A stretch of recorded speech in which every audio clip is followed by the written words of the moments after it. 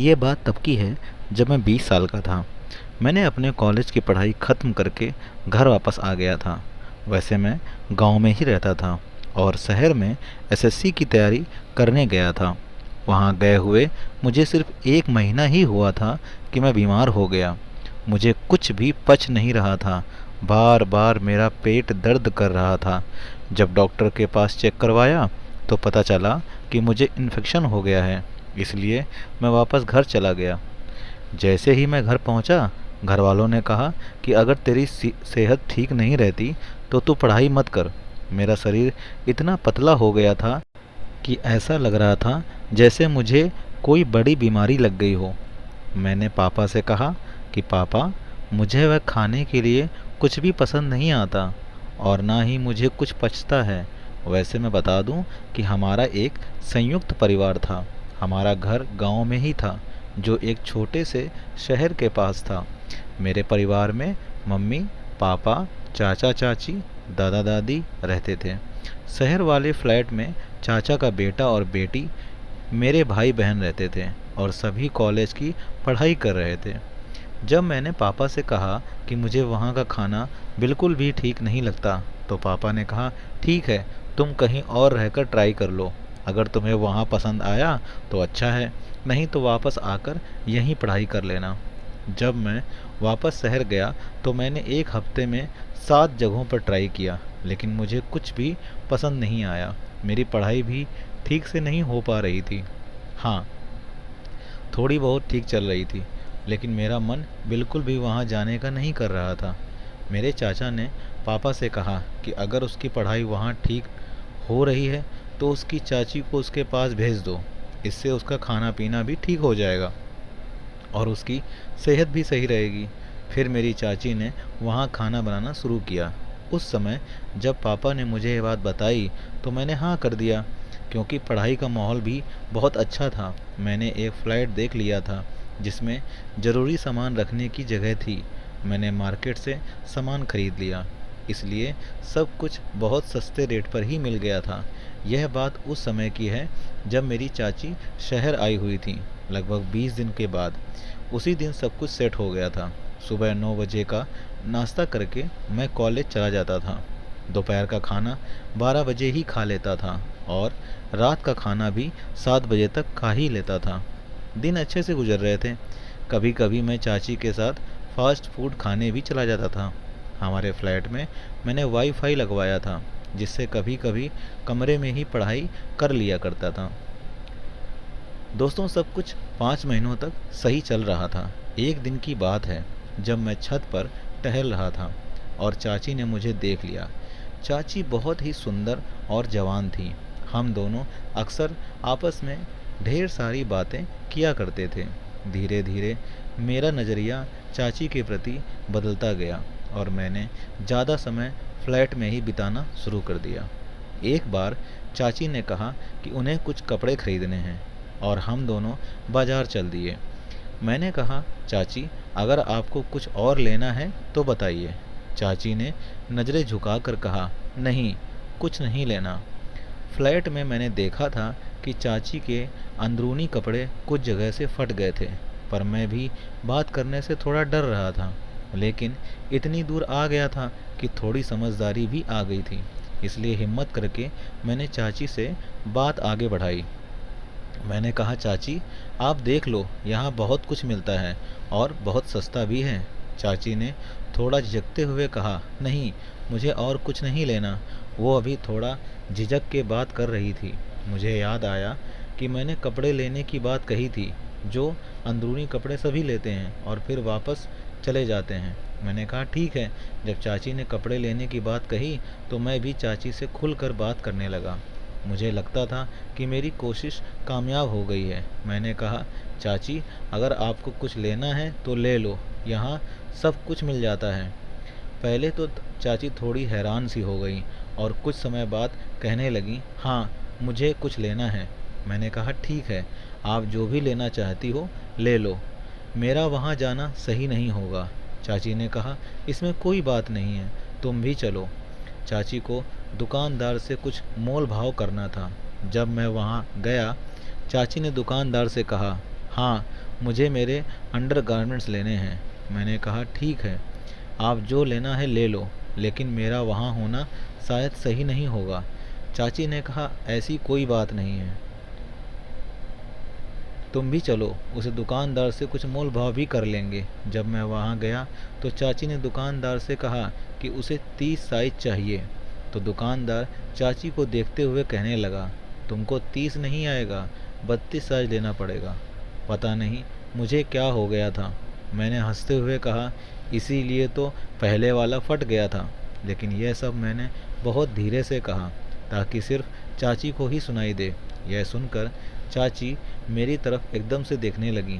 मुझे लगा कि वो मुझसे नाराज़ हो गई होंगी, लेकिन उसने कुछ भी नहीं कहा और फिर कपड़े खरीद लिए। चाची ने ब्रा के 3 पीस लिए और फिर हम दोनों वापस आ गए। थोड़ी दूर चलने के बाद हमने एक ऑटो रिक्शा लिया और उसमें बैठ गए। रास्ता थोड़ा ख़राब था, इसलिए रिक्शा ठीक से नहीं चल पा रहा था और एक तरफ झुकने लगा था। चाची ने खुद को संभालने के लिए मेरा हाथ पकड़ लिया और मेरा हाथ अचानक चाची के सीने पर जा टकराया।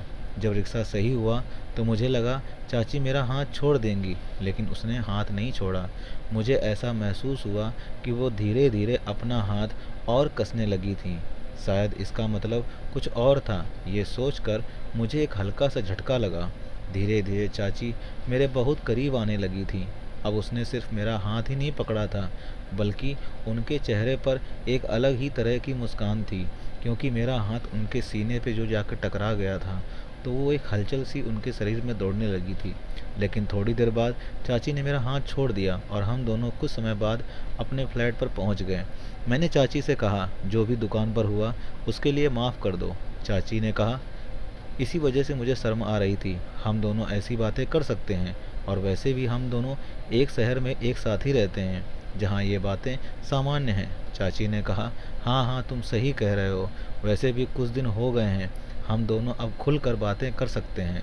एक दिन चाची सब्जी लेने गई थी और मुझे लगा कि अब उससे आने में थोड़ा सा समय लगेगा।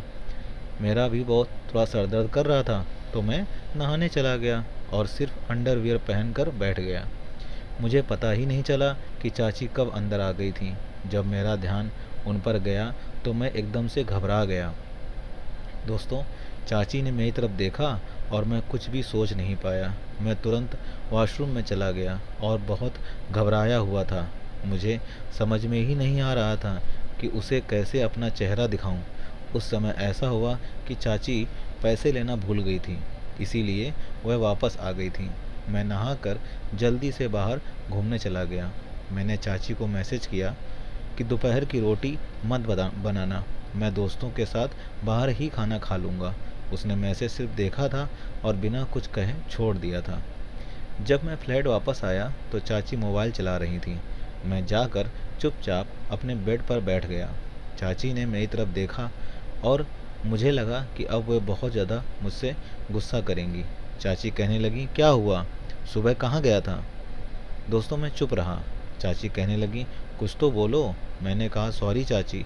चाची बोली, क्या क्या हुआ? सब कुछ तो नॉर्मल है, तुम इतना परेशान क्यों होते हो? मैंने कहा, मैं बहुत डर गया था, इसलिए दोपहर को भी नहीं आया था। चाची ने कहा, पागल हो गए हो? तुम्हें इतना डरने की क्या ज़रूरत है? तुम ही तो कह रहे थे कि हम इतने बड़े शहर में रहते हैं, ये सब नॉर्मल बातें हैं और तुम्हें हफ्ते में इधर उधर घूमना भी चाहिए। इससे तुम्हारा मूड भी ठीक रहेगा और तुम कोई फालतू बात की टेंशन मत लो। तुम बेवजह ही टेंशन लेते रहते हो। मैंने कहा, सॉरी चाची। चाची बोली, चलो कोई बात नहीं। वैसे अगर मुझे गुस्सा करना होता तो मैं उस समय ही कर देती, जब रात को तुम चादर ओढ़कर चादर को हिला रहे थे और कुछ कर रहे थे। तब भी मैं तुमको देख रही थी, मतलब तुम पहले से ही मुझे देख चुकी थी। हम दोनों हल्का हल्का मुस्कुराने लगे। चाची अब मुझसे खुलकर बातें करने लगी थीं। कुछ दिनों बाद हम दोनों साथ बैठकर बातें कर रहे थे। चाची मुझसे पूछने लगी, गुस्सा मत करना, एक बात पूछूं?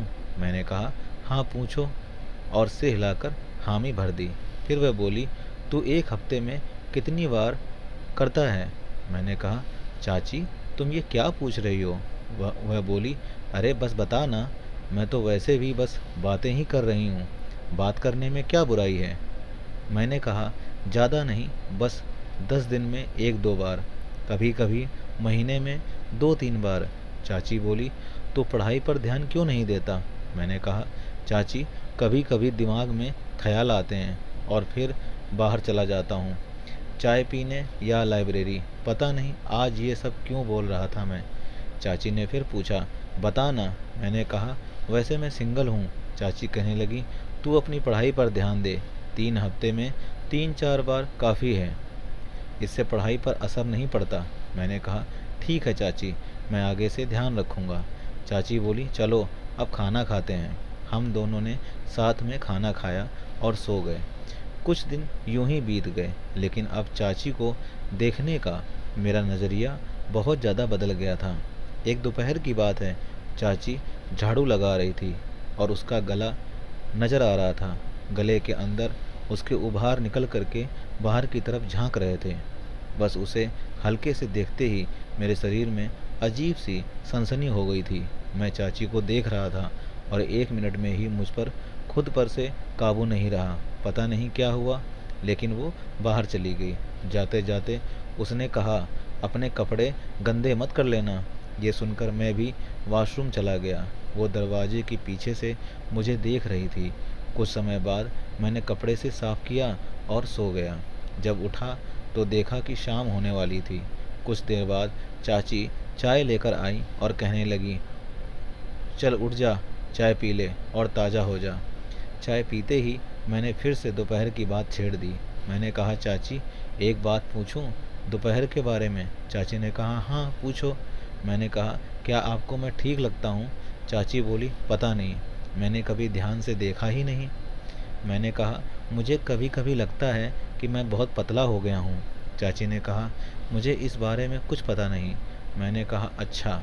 वो बोली, हाँ, कुछ लोग ज़्यादा ही पतले होते हैं। फिर हमारी कुछ और बातें हुई और मैं बाथरूम में चला गया। दोस्तों, इस बात को 20 दिन हो गए थे। एक दिन चाची ने दोपहर में मुझसे पूछा, इन खाली दिनों में तू क्या करता है। मैंने कहा, कुछ नहीं चाची, उस दिन मैं कुछ भी नहीं कर रहा था, बस खाली बैठा था। चाची कहने लगी, तूने बताया नहीं, उस दिन तेरे हाथ में मोबाइल भी नहीं था, फिर तो खाली क्यों था।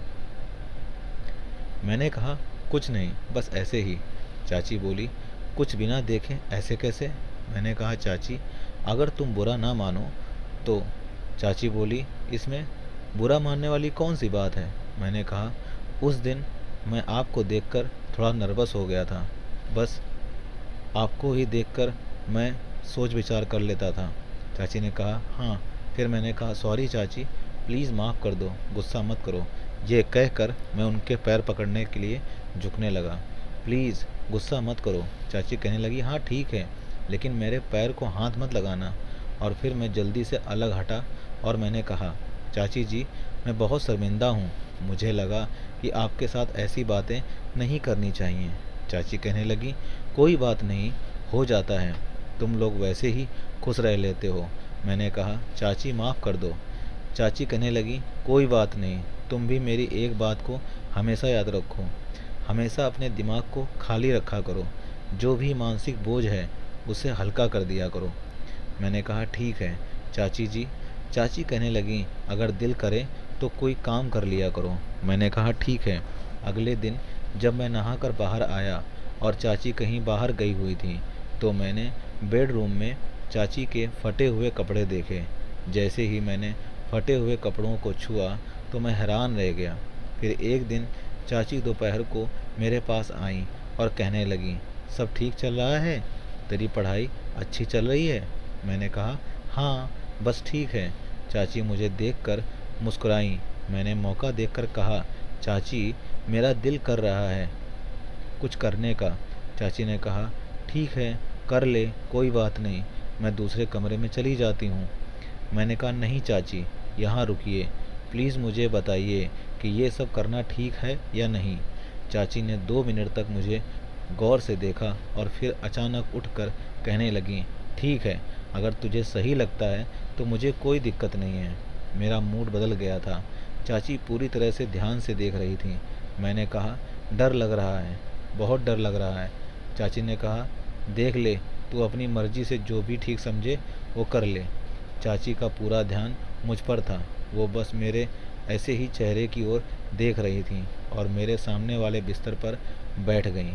ये पहला मौका था जब मैंने चाची के सामने सब कुछ स्पष्ट किया और मेरे लिए ये बहुत अच्छा था। मैंने कहा, चाची माफ़ कर दो, मुझसे कंट्रोल नहीं हो रहा था, सब कुछ साफ हो गया है। चाची ने कहा, कोई बात नहीं, किसी से भी कंट्रोल नहीं होता, लेकिन इतने पिंपल्स तुम्हें कैसे हो गए? मैंने कहा, चाची ये पहली बार हुआ है, शायद इसीलिए आप देख रही हैं। चाची ने कहा, ठीक है। मैंने कहा, बस एक बात बताना चाहता हूँ, गुस्सा मत करो। चाची ने कहा, कोई बात नहीं, वैसे भी बिस्तर बहुत ख़राब हो गया था। चाची ने कहा, ठीक है, अगली बार जब भी दिल करे तो मेरे सामने सब कुछ कर लिया कर। मैंने कहा, ठीक है चाची। अब हम दोनों एक दूसरे के बहुत ज़्यादा करीब आ गए थे। वैसे मैंने अपने बारे में एक बात बताना तो भूल ही गया था कि एक बार मेरे घुटने में फ्रैक्चर हो गया था। उस पर ज़्यादा ध्यान नहीं दिया करता था, लेकिन कभी कभी बहुत ज़्यादा दर्द हुआ करता था और हमेशा दर्द रहता था। जब भी दर्द होता था उस समय मैं अपने हाथ से कोई भी काम नहीं कर पाता था। कुछ दिन बाद शाम को भी ऐसा ही हुआ कि मैं अपने हाथ से कोई भी काम नहीं कर पा रहा था। कुछ दिन बाद शाम को मैंने जब बहुत ज़्यादा काम किया और मेरे हाथ में दर्द होने लगा। एक दिन शाम को चाय के समय चाची और मैं बातें कर रहे थे। चाची ने कहा, काफ़ी रात हो गई है। मैंने कितनी बार कहा है कि हफ्ते में 3-4 बार अपने हाथ की एक्सरसाइज कर लिया कर, लेकिन तू 20 दिन में एक बार भी नहीं करता। मैंने कहा, चाची आज दोपहर को कर लूँगा, लेकिन दर्द के कारण मेरे हाथ में बहुत ज़्यादा दर्द हो जाता है, इसलिए नहीं किया जाता। चाची ने कहा, ठीक है, अपने हिसाब से कर लेना। अगले दिन दोपहर को मैंने बहुत कोशिश की, लेकिन चाची झाड़ू लगा रही थी और मेरे घुटने का दर्द बहुत ज़्यादा हो रहा था, इसलिए मैंने अपने घुटनों को घुमाने की कोशिश नहीं की। चाची ने मुझे देखा और पूछा, क्या हुआ? मैंने कहा, मेरे हाथ में बहुत दर्द हो रहा है, काम भी नहीं कर पा रहा हूँ। चाची ने कहा, अगर मेरी मदद की ज़रूरत हो तो बता दो। मैंने कहा, नहीं चाची, कोई बात नहीं, मैं कर लूँगा। चाची ने कहा, ठीक है। मैं धीरे धीरे अपने हाथ को घुमाते हुए संतुलन बनाने की कोशिश कर रहा था, लेकिन ज़्यादा दबाव डालने से हाथ में दर्द होने लगा। चाची मेरे सामने खड़ी थी और पूछने लगी, क्या हुआ? मैंने कहा, चाची हाथ में बहुत दर्द हो रहा है, ऊपर से खींच दो। चाची ने कहा, इसे ऐसे ही छोड़ दो। मैंने पूछा, क्या करूं चाची, दर्द मुझे कुछ करने ही नहीं दे रहा। चाची ने कहा, मैं कुछ कर देती हूँ। मैंने कहा, बस ऊपर नीचे कर दो, मुझे तकलीफ़ होती है। चाची ने मेरा हाथ पकड़ लिया और मुझे बहुत ज़्यादा दर्द महसूस होने लगा। चाची ने बहुत अच्छी तरीके से मेरे हाथ को इधर उधर घुमाया और मेरे हाथ में दर्द होने की वजह से मैं ठीक से बैठ भी नहीं पा रहा था। मैं जैसे तड़पने ही लगा था। एक तरफ मेरे घुटने पर और एक छोटी सी फ्रैक्चर की वजह से दर्द हो रहा था। मैं उन दोनों को साफ करने की कोशिश कर रहा था। चाची ने मेरे हाथ को थोड़ा थोड़ा घुमाया और मुझे हाथ घुमाने के लिए कहा। जब मैंने रोज़ाना अपने हाथ को घुमाना शुरू किया तो मेरे हाथ में कुछ हरकत आने लगी और धीरे धीरे मेरा हाथ इधर उधर घूमने लगा। मुझे लगने लगा कि मेरा दर्द कम हो जाएगा। मैंने दर्द से डर कर पहले कोई भी हरकत नहीं की थी, लेकिन रोज़ हाथ घुमाने के कारण मेरे घुटने का फ्रैक्चर भी ठीक होने लगा था। मुझे लगा कि जब से चाची मेरी ज़िंदगी में आई हैं तब से ही मेरा हाथ ठीक होने लगा है। मैं चाची का कितना धन्यवाद करूं, मुझे समझ नहीं आता। पापा की वजह से मेरे घुटने का फ्रैक्चर भी ठीक होने लगा था। मुझे ऐसा लगता था कि जब से चाची मेरी ज़िंदगी में आई हैं तब से मेरा हाथ ठीक होने लगा है। मैं चाची का धन्यवाद करूं क्योंकि मुझे इसका हल समझ नहीं आता था। वैसे चाची से मुझे बहुत प्यार था, लेकिन मैंने कभी भी उन्हें गलत नज़र से नहीं देखा था।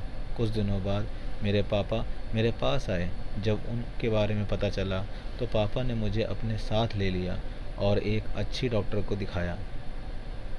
उन्होंने मेरे घुटने की एक्सरसाइज पूछी और धीरे धीरे मेरे घुटने का दर्द ठीक होने लगा। मैं चाची का धन्यवाद करता हूँ जिन्होंने मेरे दर्द की डर को दूर किया और मेरी देखभाल की। दोस्तों, कहानी कैसी लगी कमेंट करके ज़रूर बताइएगा, और चैनल पर नए हो तो चैनल को लाइक सब्सक्राइब शेयर करना बिल्कुल मत भूलिएगा। आप मेरे स्टोरी चैनल को बेल आइकन दबा करके प्रेस कर सकते हैं ताकि आपको मेरी सारी स्टोरी सबसे पहले आपके चैनल पर दिखाई देंगी। तो दोस्तों, मिलते हैं इसी तरह की सच्ची और अच्छी घटनाओं के साथ, अच्छी कहानियों के साथ। तब तक के दोस्तों, जय हिंद, जय भारत। प्लीज़ सब्सक्राइब करके सपोर्ट करें। मिलते हैं अगली कहानी में, तब तक के लिए जय हिंद, जय भारत। दोस्तों, खुश रहिए, आबाद रहिए।